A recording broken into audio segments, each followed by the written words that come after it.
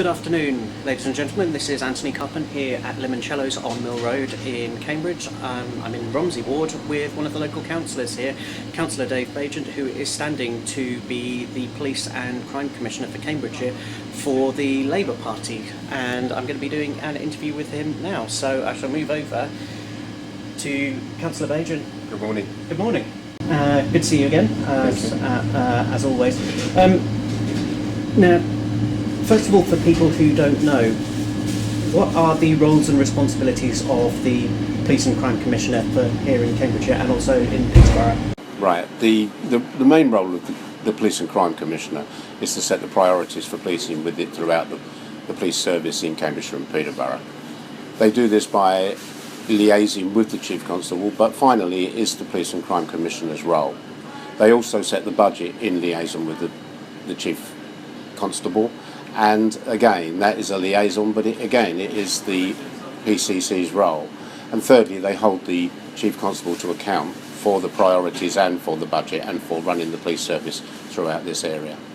First of all, how do the formal structures hold you accountable in terms of the local councillors, and then how are you going to make yourself available to the local communities here in Cambridgeshire and Peterborough? Well, there's two things to this. In one way, the PCC is not accountable. They are elected by the people, and therefore they have a mandate to organise and run and set the priorities, budget, and hold the Chief Constable to account.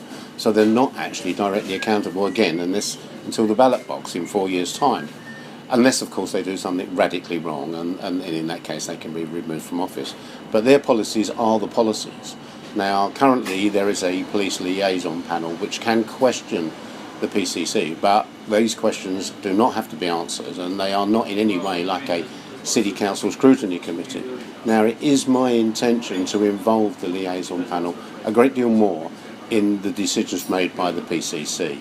I think I want to use them as a far more consultative group to work with them to look at what people want, because they are the representatives of the people. More importantly to me, or as importantly to me, I have campaigned throughout the county. I have visited towns, villages and cities throughout this county of ours, and I've learnt a great deal as I go round, and that's how I intend to run the PCC's job. I will continue to meet with people, continue to talk to them, continue to listen to their ideas, their complaints, their worries, and the way that they praise the police so frequently. One of the things that's come right out of all this consultation that's gone on is that the public want to see more police officers. Now, I pledge to be able to do that. I am going to make sure there is a far greater police profile, police presence on the streets of Cambridgeshire, Peterborough and the city of Cambridge. This is obviously a problem for people that they're not seeing the police service, and I think that they are right in saying that. Police presence is important, and I have got some really good ideas that I'm working on at the moment, some cost savings that can be made to actually put police constables on the beat. So that's one of my intentions, and that's come from the consultation. I find that as a councillor, I was elected because I listened to people and because they trusted me to do my very best to get the things that they were asking for. Now, you can't always guarantee to do everything, but you can guarantee to do your very best. And that's what I always do for people, and that's what I've done ever since I've been a city councillor. That's what my whole background is. I come from a background. My father was a police officer.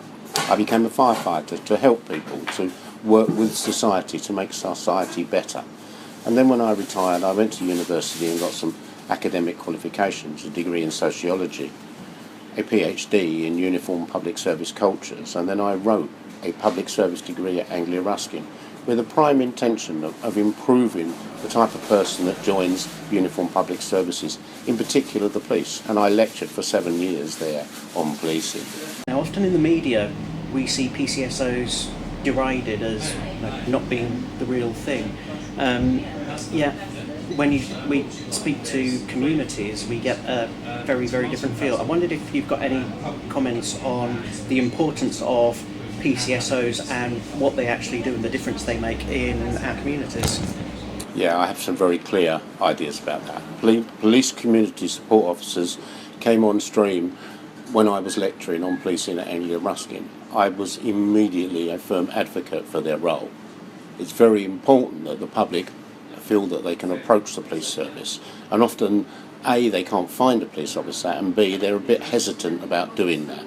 The great thing about the community support officer is that they are very much part of the community. They do not have the power of arrest, so they don't hold that inherent fear, so people don't have to walk away from them. And there is this concern by people about the power of arrest. The PCSO is that link between the police service and the public, and I think they're doing an absolutely splendid job, and I'm a firm advocate right from the start that this is the sort of way that policing should be. So they're not an ancillary, they're not a bolt-on, they are actually part of the police service.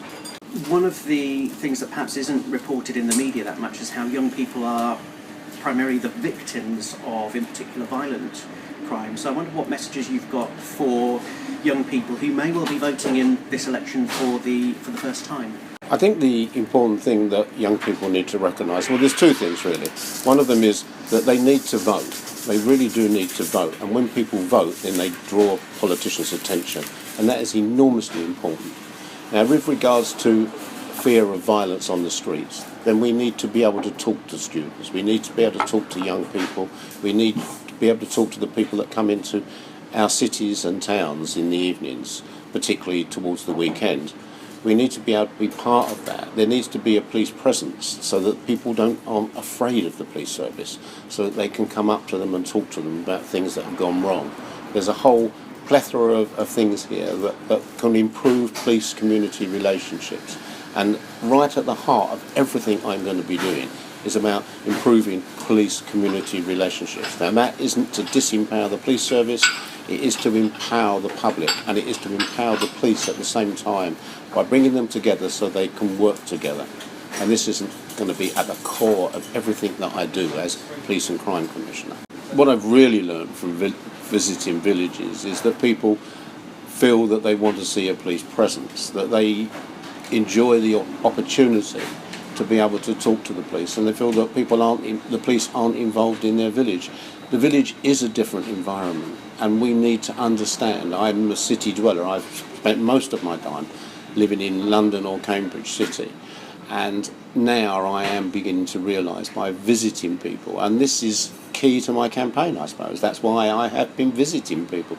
I've been out to Ramsey and talked to people there, and they want to hear about the police service, they want to hear about politics, but nobody's taking them that message. Now, if we live in an isolated world, then it's wrong. That's not how it should be. We should be visiting the village. This is not something that I'm just going to do during my campaign. This is something I really believe in, and this is something that I will follow through when I'm elected PCC. Let's imagine you've just been elected PCC. What would the first 100 days of you in office look like? So what would be, let's say, your top 3 priorities that you would want to really hit the ground running with? Feel free to take your time. I'm very clear about what my priorities are. At the core of everything that I'm going to do is going to be about meeting with the community. So my first 100 days will be spent in exactly doing that, listening to the people from a position then of substance rather than as a candidate, and taking police officers with me for them to listen to what people say. Now, from my time as a firefighter, I'm an immensely practical person. From my time as an academic, I am more thinking. I'm a researcher, I have research, so I will be treating those first 100 days in part as a research project to actually identify the things that we can steer the police towards, that I can help and encourage our police service to become more representative, more transparent, more open, more available to the public that they actually serve. So my 100 days, I'm not intending to come in with a big broom and sweep everything up and change the world.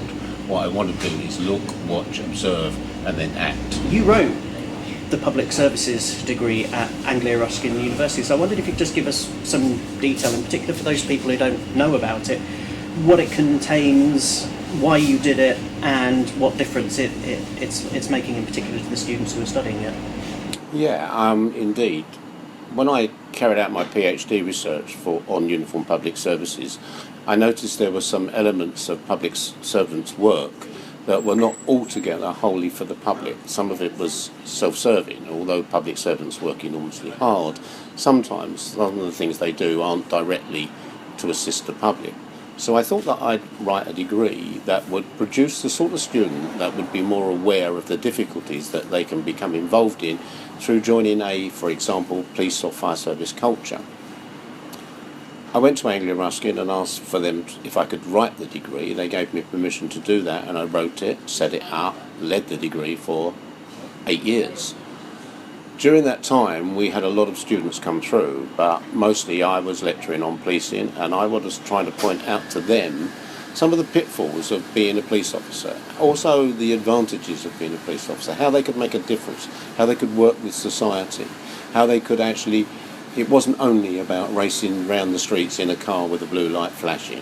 Although that's quite appealing to a lot of people, that isn't what policing is really about. Policing is really about is helping people, is apprehending criminals and making the public feel safe. And it is about making the public feel safe that's so important. And as part of that, you need to be involved and talking to the public. Just say to add, ladies and gentlemen, if you're interested in doing a public service qualification, Cambridge Regional College does a very interesting BTEC at levels 1, 2 and 3 in uniformed public services. It also does one that actually covers the administrative services as well. And then you've got obviously Cllr Baigent's degree at Anglia Ruskin. So if you look at the links below, they will take you to the qualification pages, so do have a look at those two institutions. Yeah, that public service degree is delivered not only here in Cambridge, it's also delivered at Peterborough and in Harlow. So if you live in this area at all, the same degree is delivered in 3 locations at university level. Cllr Baigent, thank you very much. Thank you again.